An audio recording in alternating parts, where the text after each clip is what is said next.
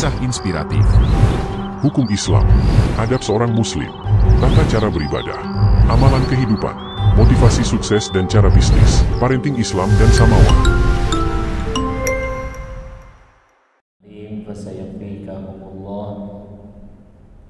Rabbi shrah li sadri wa yassir li amri wa hlul 'uqdatam min lisani yafqahu qawli.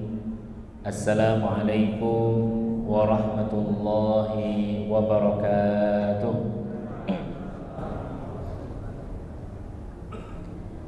Alhamdulillahi rabbil alamin alladzi bi ni'matihi tatimmu shalihat. Nahmaduhu wa nasta'inuhu wa nastaghfiruhu wa natubu ilaihi taubatan nasuha wa na'udzu billahi min shururi anfusina wa sayyiati a'malina. May yahdihillahu fahuwal muhtad wa may yudlilhu falan tajida lahu waliyan mursyida. Asyhadu an la ilaha illallah wa asyhadu anna Muhammadan 'abduhu wa rasuluhu la nabiyya wa la rasula ba'dah. Faqala Allah Ta'ala fi kitabihil karim, a'udzu billahi minasy syaithanir rajim. Bismillahirrahmanirrahim. Ya ayyuhan nasu u'budu rabbakumul ladzi khalaqakum wal ladzina min qablikum la'allakum tattaqun. Wa qala Rasulullah sallallahu alaihi wasallam, la yazalu lisanuka rabban min dzikrillah. Shadaqallahul azim wa shadaqa rasuluhun nabiyul karim. Bapak Ibu yang senantiasa dirahmati oleh Allah Subhanahu wa taala, tidak henti-hentinya lisan-lisan kita senantiasa bersyukur kepada Allah Subhanahu wa taala yang telah memberikan kita begitu banyak kenikmatan hidup. Di antara kenikmatan yang Allah berikan, pada malam hari ini kita masih diberikan nikmat sehat walafiat. Di saat mungkin ada di antara saudara-saudara kita yang hari ini dalam kondisi kurang sehat, dalam kondisi sakit di rumah atau di rumah sakit. Dan sekarang banyak wabah demam berdarah. Jadi pentingnya kita menjaga kesehatan, dan itu juga bagian daripada ajaran agama Islam. Salawat salam kepada Rasulullah sallallahu alaihi wasallam beserta para sahabat beliau yang telah menjadikan Al-Quran dan sunnah Nabi-Nya sallallahu alaihi wasallam sebagai pedoman hidup bagi manusia. Bapak Ibu yang dirahmati oleh Allah Subhanahu wa taala, di dalam kehidupan kita selalu menginginkan agar kebaikan-kebaikan itu selalu menyertai kehidupan kita.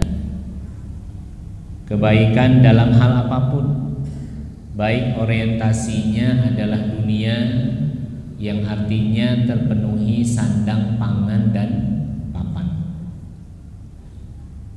Kemudian kalau kita ditanya juga urusan akhirat, kita ingin agar amal-amal yang kita lakukan punya nilai di hadapan Allah Subhanahu wa ta'ala. Dan ini menjadi momen yang penting bagi kita, terlebih kita sudah masuk bulan Dzulhijjah. Yang bulan Dzulhijjah ini kata Allah Subhanahu wa ta'ala menjadi satu di antara 4 bulan yang dihurumkan. Allah mengatakan di dalam Al-Quran, inna iddatas syuhuri indallahi 12 syahran fi kitabillah yauma khalaqas samawati wal ard minha arba'atun hurum dzalikat dinul qayyim fala tazlimu fihinna anfusakum. Kata Allah Subhanahu wa ta'ala dalam Quran, sesungguhnya iddatas syuhur, bilangan-bilangan bulan-bulan, indallah menurut Allah Subhanahu wa ta'ala, 12 syahran, jumlahnya ada 12 bulan, fi kitabillah, di dalam kitab Allah. Yauma khalaqas samawati wal ard, di 12 bulan ini Bapak Ibu, di mana Allah Subhanahu wa taala khalaqas samawati wal ard, menciptakan langit-langit, wal ardi, dan bumi Allah. Minha arba'atun hurum, di 4 bulan ini atau di 12 bulan yang diungkapkan oleh Allah itu ada 4 bulan yang dihurumkan. Minha arba'atun hurum. Dzalika dinul qayyim, itulah agama yang tegak, itulah agama yang lurus. Fala tadlimu fihinna anfusakum, maka janganlah kalian saling menzolimi satu dengan yang lainnya. Maka kemudian Nabi Shallallahu Alaihi Wasallam mengatakan 4 bulan yang dihurumkan itu adalah thalathun mutawaliyat. Ada 3 bulan yang berurutan. Bulan Dzulqa'dah, bulan Dzulhijjah, dan kemudian yang ketiga bulan Muharram. Dan satunya adalah bulan Rajab di antara bulan Jumada wa Sya'ban. Bapak Ibu yang dirahmati oleh Allah, maka di bulan-bulan ini kita dianjurkan untuk memperbanyak istighfar, memperbanyak takbir kepada Allah, kemudian melakukan amalan-amalan hidup sebagaimana yang diungkapkan. Amalan-amalan hidup diantaranya adalah ibadah shaum, kemudian ibadah sholat, kemudian infak sedekah, dan kemudian puncaknya adalah melaksanakan ibadah haji, yaumun nahar. Ini yang pertama Bapak Ibu yang dirahmati oleh Allah Subhanahu wa taala. Sehingga kita tidak kehilangan momentum yang baik ini. Jangan sampai di awal Dzulhijjah sampai dengan yaumun nahar tidak ada amal-amal soleh yang kita lakukan, artinya intensitasnya diperbanyak. Bapak Ibu yang dirahmati oleh Allah Subhanahu wa taala,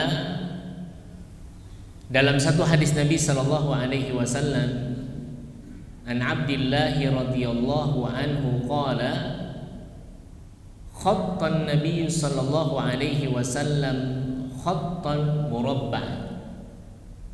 Jadi Nabi sallallahu alaihi wasallam bersabda, khattan Nabi sallallahu alaihi wasallam, Nabi menggambar, ya, garis murabba'an, segi 4. Wa khatta khattan fil wasat. Jadi Nabi Shallallahu Alaihi Wasallam menggambar garis tegak lurus di atas tanah dengan tongkat beliau.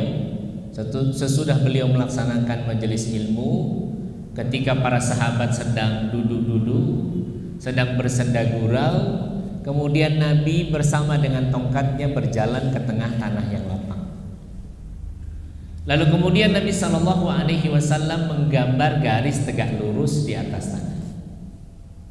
Sahabat yang pada saat itu sedang bercengkrama kemudian melihat apa yang dilakukan oleh Nabi Shallallahu Alaihi Wasallam, sehingga mulai bertanya-tanya, karena tidak mungkin Bapak Ibu Nabi melakukan satu hal yang di sana tidak ada makna bahkan keutamaan di dalamnya.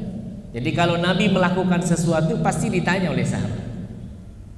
Sebagai contoh yang pernah kita sampaikan, Nabi naik ke atas mimbar, kemudian naik anak tangga yang pertama beliau mengucapkan amin, naik anak tangga yang kedua beliau mengucapkan amin, naik anak tangga kemudian beliau mengucapkan amin. Beliau mengucapkan amin sebanyak 3 kali.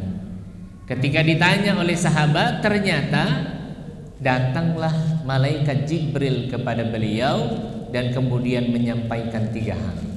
Di antaranya adalah barang siapa yang bertemu dengan bulan Ramadan sampai Ramadan selesai kemudian belum dapat ampunan dari Allah, maka Allah akan memalingkan wajahnya. Yang kedua, barang siapa yang orang tuanya masih ada tapi sepanjang hidupnya belum berbakti kepada kedua orang tuanya, kemudian orang ini meninggal dunia, maka Allah memalingkan wajahnya. Yang ketiga, barang siapa yang disebut nama Nabi dan tidak mau bersolawat kepada Nabi, kemudian orang ini meninggal dunia, maka kata malaikat, orang ini tidak akan dipandang oleh Allah Subhanahu wa ta'ala. Qul amin faqultu amin. Tolong kau aminkan ya Muhammad, maka aku mengamininya. Artinya Bapak Ibu, segala sesuatu yang dilakukan oleh Nabi, bahkan di hadapan para sahabatnya, tentu memiliki makna tersendiri. Begitu juga dengan hadis yang disampaikan ini tadi, ya. Abdullah radhiyallahu anhu mengatakan, Nabi, ketika kami sedang duduk-duduk, Nabi kemudian bersama dengan tongkatnya menggambar garis tegak lurus di atas tanah. Mulai bertanya-tanya para sahabat. Belum hilang rasa heran dan rasa ingin tahu para sahabat, Nabi kemudian menggambar garis yang memutus garis tegak lurus. Maka disebutkan dalam hadis ini khattan murabba'an, garis yang membentuk segi empat. Pertama, Nabi menggambar garis tegak lurus. Yang kedua, Nabi menggambar garis yang memutus garis tegak lurus. Saudaraku yang dirahmati oleh Allah Subhanahu wa ta'ala, lalu kemudian para sahabat bertanya kepada Nabi SAW tentang perihal ini. Maka kemudian Nabi SAW kembali bertanya kepada para sahabatnya, ada nggak yang tahu makna dari garis-garis yang kutulis di atas tanah? Lalu kemudian para sahabat mengatakan, Allah wa rasuluhu a'lam, Allah dan Rasulnya lebih tahu.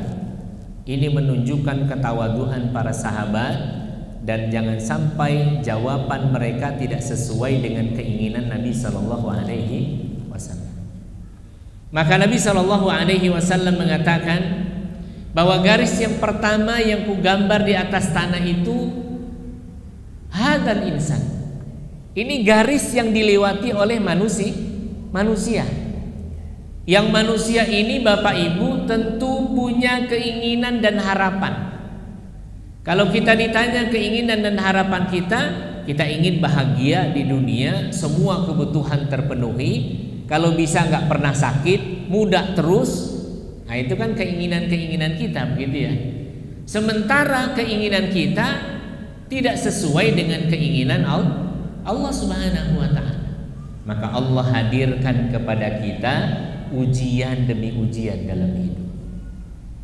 Kita inginnya bagus terus, kita inginnya bahagia terus, tapi satu saat Allah akan hadirkan kepada kita satu hal yang mungkin gak sesuai dengan ekspektasi kita, gak sesuai dengan keinginan kita.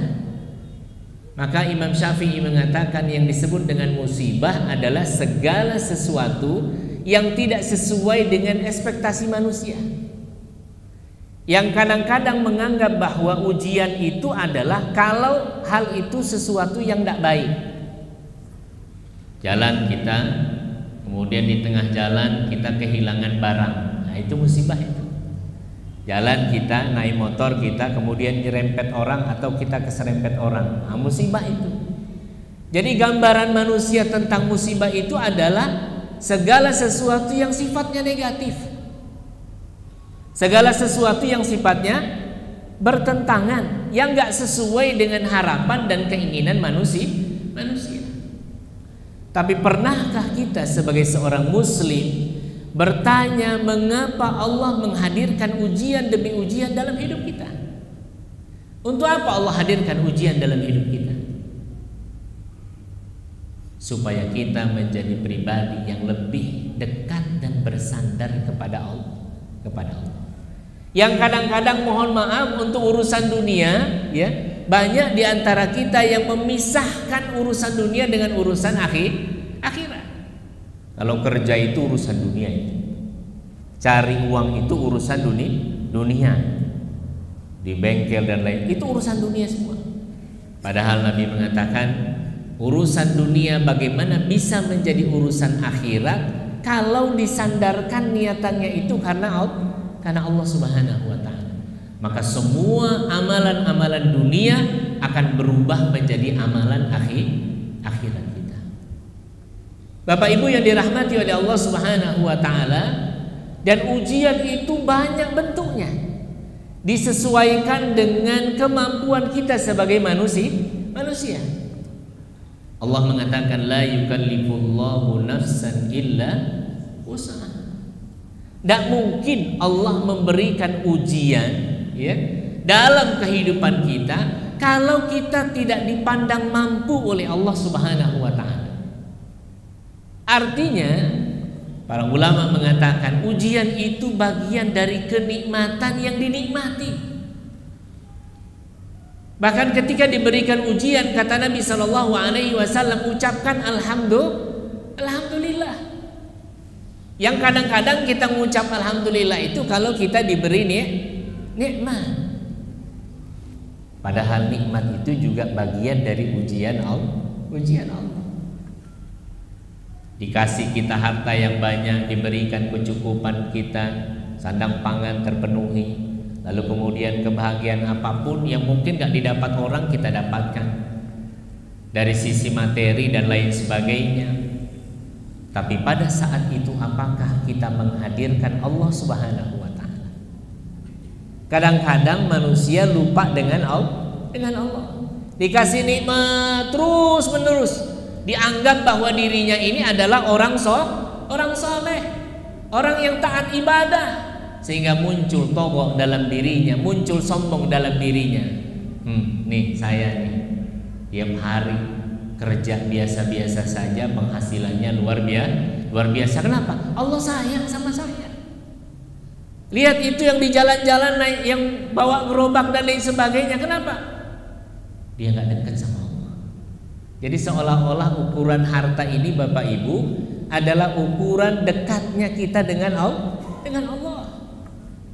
Padahal bisa jadi Allah kasih kita rezeki yang banyak, Allah kasih kita kebahagiaan hidup, ya. Tapi kemudian ternyata kita lupa dengan Allah Subhanahu wa taala.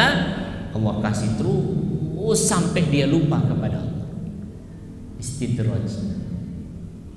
Jadi istidraj itu dikasih nikmat terus menerus Bapak Ibu, nggak pernah berhenti, nggak pernah sakit kita, sehat terus, rezekinya lancar terus, anaknya sukses semuanya, tapi lupa dengan siapa yang memberikan kenikmatan dan kebahagiaan itu.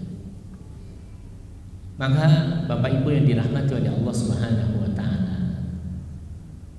ujian Allah hadirkan kepada kita dalam rangka supaya kita ini sadar bahwa kita ini butuh Allah. Siapa orang yang paling sombong? Orang yang gak pernah mau minta kepada Allah. Merasa sudah cukup, akal pikirannya sudah cukup mampu menyelesaikan semua permasalahan hidup, sehingga dia gak butuh Allah lagi. Kalau orang sudah gak butuh Allah, dia gak mau berdoa kepada Allah. Boro-boro mengangkat kedua tangannya, terbetik dalam hatinya saja ingat Allah enggak. Maka na'udzubillah tsumma na'udzubillah. Maka Allah hadirkan ujian itu dalam kehidupan kita. Bahkan para ulama juga mengatakan ujian demi ujian itu untuk mencuci dosa-dosa kecil kita, dibersihkan kita, agar ketika kita liqa'a rabbih, bertemu dengan Allah, kita dalam keadaan bersih hati. Maka seorang yang beriman kepada Allah Subhanahu wa taala menjadikan musibah itu sebagai bentuk cinta dan sayangnya Allah Subhanahu wa taala. Jadi Allah sadarkan kita, Allah ingatkan kita kembali. Bapak Ibu yang dirahmati oleh Allah Subhanahu wa taala, maka satu hadis yang pernah kita sampaikan, marron Nabi sallallahu alaihi wasallam bi imra'atin tabki ala qabri. Lewat Nabi sallallahu alaihi wasallam melewati satu pekuburan Bapak Ibu, di sana ada seorang wanita sedang menangis. Apa yang diucapkan oleh Nabi? Yang pertama, ittaqillah, bertakwa kamu kepada Allah. Yang kedua, Nabi mengatakan wasbiri, dan bersabarlah. Dua hal ini terlihat sederhana, tapi prakteknya tidak sesederhana yang kita pikirkan. Ketika Nabi Shallallahu Alaihi Wasallam mengatakan, bertakwa kamu kepada Allah dan kemudian bersabarlah atas ujian yang Allah berikan, maka wanita ini dengan spontan mengatakan, ilaika anni fa innaka lam tusab bi musibati. Apa kata perempuan ini? Pergi sana. Dia posisinya tidak melihat Nabi, jadi Nabi berdiri di sampingnya, kemudian berkata, bertakwa kepada Allah dan bersabarlah. Tapi wanita ini mengatakan, ilaika anni, pergi sana. Fa innaka lam tusab bi musibati, kamu enggak merasakan apa yang saya rasakan. Orang ketika diuji, kalau iman yang bertahta dalam hatinya tidak berfungsi atau menggerakkan semua yang ada pada dirinya, maka yang muncul adalah kekecewaan, kegelisahan, ya tidak puas dan lain sebagainya. Termasuk yang digambarkan dalam hadis ini, wanita ini kecewa berat. Ternyata dia menangisi satu-satunya anak sematawayang, anak yang dia punya. Dia punya seorang putri yang sudah cukup dewasa, kemudian qadarullah dipanggil oleh Allah Subhanahu wa taala, seolah-olah wanita ini tidak terima kalau Allah berikan atau Allah tentukan ketetapan pada anaknya.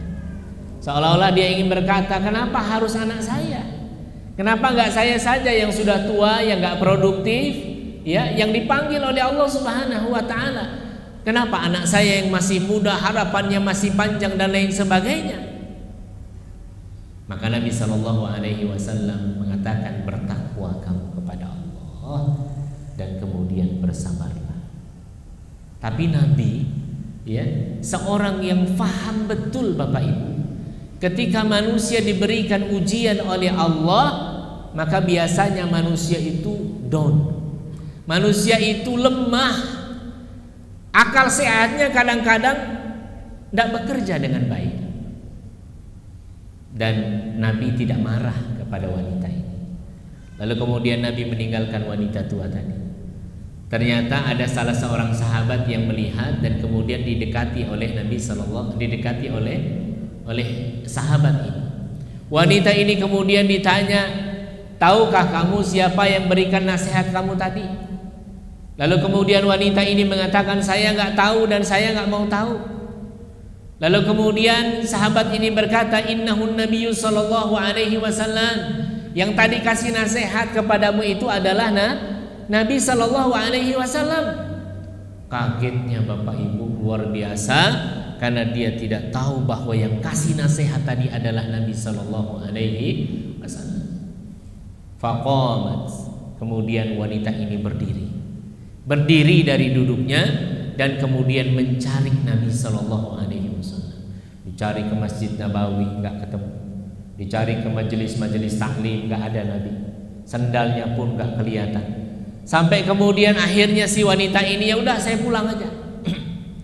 Pulangnya wanita tua ini disertai dengan ketakutan yang luar biasa. Kenapa? Kalau sampai Nabi marah, berarti Allah murka kepada dirinya. Akhirnya dia berkata dalam hatinya, saya akan pulang, dan ketika pulang ini saya lewat depan rumah Nabi. Ini terakhir kalinya harapan saya, kalau saya ketuk pintu rumah Nabi nggak ada juga orangnya, maka saya akan berpasrah diri kepada Allah. Akhirnya singkat cerita Bapak Ibu, diketuk pintu rumah Nabi Sallallahu Alaihi Wasallam. Salamun alaika ya Rasulullah. Gak ada yang jawab salam. Salamun alaika ya Rasulullah. Diketuk pintu yang kedua kalinya, gak ada juga yang jawab salam. Salamun alaika ya Rasulullah. Yang ketiga ini penuh dengan pengharapan. Sampai kemudian terbuka pintu dari balik rumah Nabi Sallallahu Alaihi Wasallam. Fabana huwa Nabi Sallallahu Alaihi Wasallam. Dan ternyata senangnya luar biasa. Wanita ini melihat Nabi Sallallahu Alaihi Wasallam yang membukakan pintunya. Lalu kemudian wanita ini berkata, "Ya Rasulullah, bagaimana cara agar aku mendapatkan permohonan maaf dari Engkau ya Allah? Bagaimana caranya aku bisa meminta maaf dan Kau memaafkanku ya Rasul? Karena kalau Engkau marah berarti Allah murka kepadaku." Nabi SAW yang paham betul dengan kondisi ya orang yang ketika diberikan ujian oleh Allah Subhanahu wa taala, lalu kemudian beliau tersenyum dan kemudian memberikan nasihat yang kedua. Apa kata beliau? Fa innamas sabra indas sadmatil ula. Sesungguhnya ukuran sabar bagi seorang yang beriman kepada Allah Subhanahu wa taala itu ada pada hentakan yang pertama. Jadi sabar itu ada pada hentakan yang pertama. Ketika diberikan ujian, ya, kemudian pada saat itu, nah, ini reaksinya. Jadi menentukan seorang itu beriman atau tidak, atau berfungsi imannya atau tidak, manakala Allah berikan satu ujian kepada dirinya dan apa reaksi daripada orang ini ketika mendapatkan ujian dari Allah Subhanahu wa taala itu. Maka Nabi mengatakan, fa innamas sabra, ukuran sabar yang benar itu kata Nabi, indas sadmatil ula, pada hentakan yang pertama.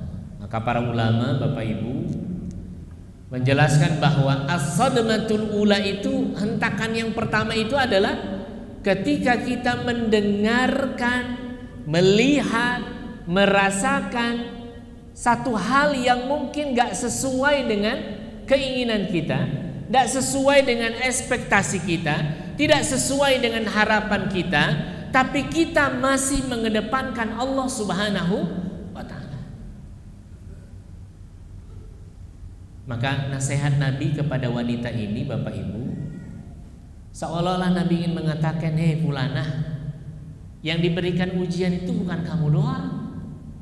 Yang diberikan ujian dengan tingkatan yang berbeda-beda itu semua makhluk.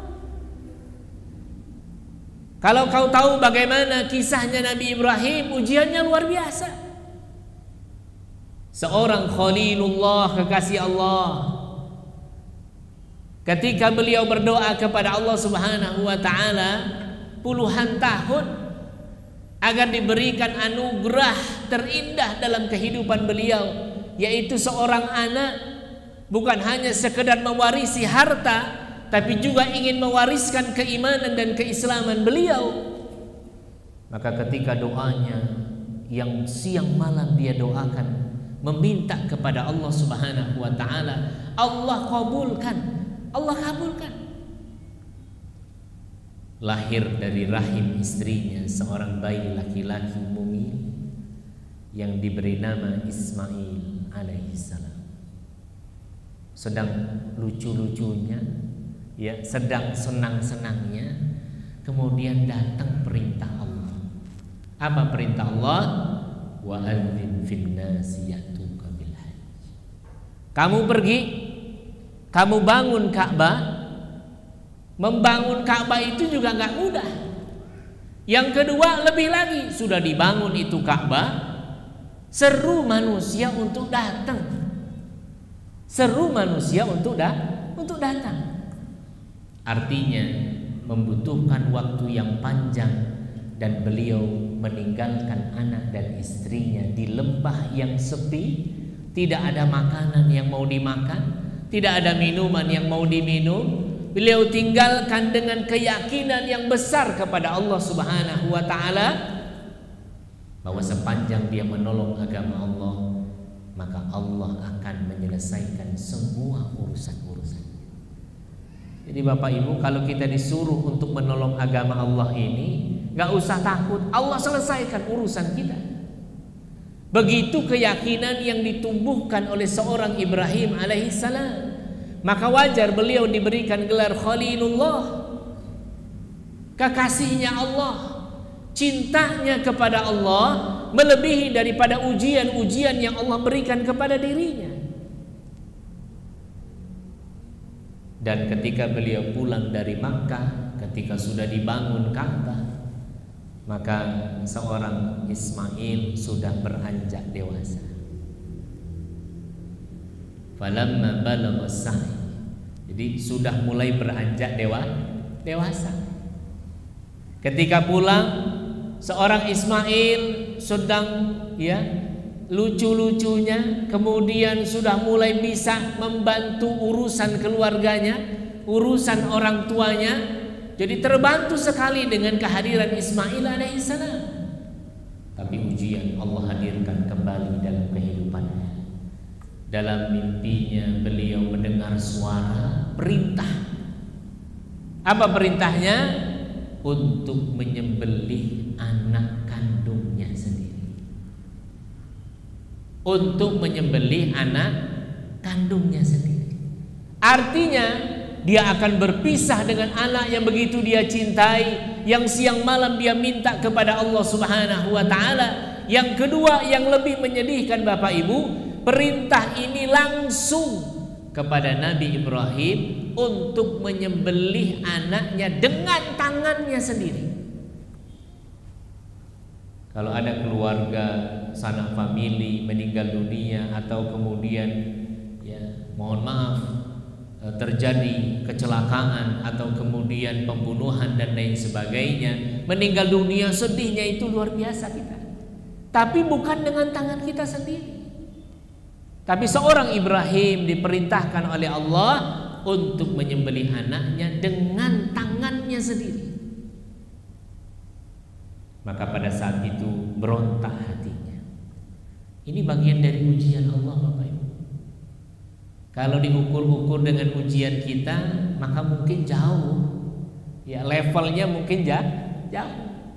Dipanggil anaknya, dipangkunya anaknya Ismail. Lalu kemudian dia berkata, wahai anakku, inni ra'aitu fil manam anni azbahuka. Aku lihat dalam mimpiku ada perintah yang mengatakan bahwa aku diharuskan untuk menyembelihmu dengan tanganku sendiri. Lihat bahasa yang diungkapkan oleh Nabi Ibrahim. Fanzur madza tara. Bukan kalimat perintah dan lain sebagainya, tapi seolah-olah memberikan pendapat. Fanzur madza tara. Kira-kira menurut engkau bagaimana wahai anak? Harapan seorang bapak tentu kalau kita posisi kita seperti Nabi Ibrahim, kita akan menolak mimpi itu. Atau ketika kita bertanya kepada anak kita berharap anak kita akan memberikan penolakan kepada kita untuk memberikan penguatan kepada kita dengan mimpi yang kita alami. Maka seorang Ibrahim alaihissalam juga melakukan hal yang demikian. Ketika beliau mengatakan fanzur madza tara, bagaimana pendapatmu wahai anakku? Harapannya Ismail akan berkata, wah nggak mau ya, masa iya bapak atau ayah mau bunuh saya? Ingin ngedengar kata-kata begitu Nabi Ibrahim. Tapi kemudian seorang Ismail berkata kepada ayahnya, qala ya abati if'al ma tu'mar satajiduni insyaallah minas sabirin. Apa kata Ismail? Ya abati, wahai ayahku, if'al ma tu'mar, laksanakan perintah dalam mimpimu itu. Seorang anak menyetujui apa yang disampaikan oleh ayahnya. Satajiduni insyaallah minas sabirin, maka mudah-mudahan engkau akan mendapatiku menjadi bagian dari orang-orang yang sabar. Akhirnya dia pulang ke rumahnya. Dia berkata kepada istrinya, wahai istri, tolong kau mandikan Ismail. Lalu kemudian pakaikan pakaian yang terbaik yang dia punya. Saya ingin ngajak dia jalan-jalan. Bapak Ibu, seorang bapak ngomong begitu, bohong sama istrinya, untuk kemudian mengajak Ismail disembelih, sudah disembelih, kemudian pulang ketemu dengan istrinya. Kira-kira apa jawaban kita? Takut luar biasa. biasa kita. Sudah dimandikan, lihat ekspresi istrinya luar biasa. Tidak ada suuzonnya kepada suaminya, dimandikan dengan baik, lalu kemudian dipakaikan pakaian yang baik, kemudian dilepas dengan senyuman. La haula wala quwata illa billah. Di tengah perjalanan ujian datang lagi, setan berbisik, Ibrahim, gila kamu. Ada ya bapak bertahun-tahun minta kepada Allah untuk diberikan anugerah anak, sudah dikasih Allah anak, kemudian dengar perintah dalam mimpinya 3 kali, kau percaya dengan mimpi itu, lalu kemudian kau bunuh anakmu. Ada orang tua sejahat kamu. Mulai goyah hati Nabi Ibrahim. Nabi Ismail meyakinkan ayahnya, kemudian dia ambil batu, Bismillahi Allahu Akbar, Bismillahi Allahu Akbar. Itu yang kita kenal dengan istilah melontar jumroh. Bapak Ibu rahimakumullah, sampai akhirnya ditelentangkan Ismail di sebuah batu yang besar. Apa kata Ismail? Wahai ayah yang kusayangi karena Allah, ada 3 permintaanku. Yang pertama, ketika kau ingin menyembelihku, tolong kau asah pisaumu setajam mungkin. Jangan sampai ketika kau ingin membunuhku atau menyembelihku, kemudian ada yang menghalangi, kemudian kau nggak jadi menyembelih. Sakit Pak. Dengar begitu, anak ngomong begitu kepada kita, itu sakitnya luar biasa. Yang kedua, wahai ayah, ketika kau menyembelihku, tolong jangan kau lihat dan pandang wajahku, karena itu akan membuatmu tersiksa batinmu, bahkan kau nggak jadi menyembelihku. Dan yang ketiga, wahai ayah, ketika kau sembelih aku kemudian keluar darah segar dari leherku, tolong kau usap darah itu dengan pakaian yang aku pakai ini.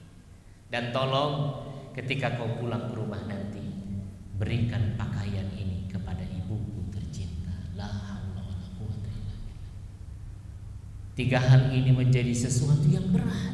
Ini ujian. Ini ujian dari Allah. Maka ketika beliau tempelkan pisau yang sudah terasah tadi, lalu kemudian dia mengatakan, ya Rabb, ya Allah, persaksikan bagaimana aku mencintai Engkau ya Allah. Setiap ujian-ujian kau berikan, aku lalui dengan penuh keikhlasan dan penuh kesabaran serta ketabahan ya Allah. Kalau apa yang kulakukan hari ini adalah sesuatu yang kau ridhoi, maka bismillah aku laksanakan perintahmu ini ya Allah. Maka kemudian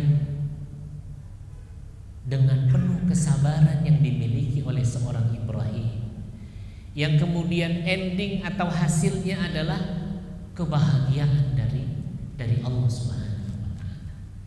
Ketika sudah mau sembelih, ketika sudah bertakbir Allahu Akbar, Allahu Akbar, Allahu Akbar, sudah mau disembelih, terdengar suara, ya Ibrahim, wahai Ibrahim, shadaqtar ru'ya. Kamu sudah membenarkan mimpi itu, artinya kamu sudah membenarkan apa yang diperintahkan oleh Allah Subhanahu wa taala. Dari mulai surat bangun Ka'bah, dari mulai menyeru manusia, artinya dia harus meninggalkan anak istrinya di tengah padang yang tandus, tidak ada makanan yang mau dimakan, tidak ada minuman yang mau diminum. Ada peristiwa di mana Siti Hajar bolak-balik dari Sofa ke Marwah, terus begitu.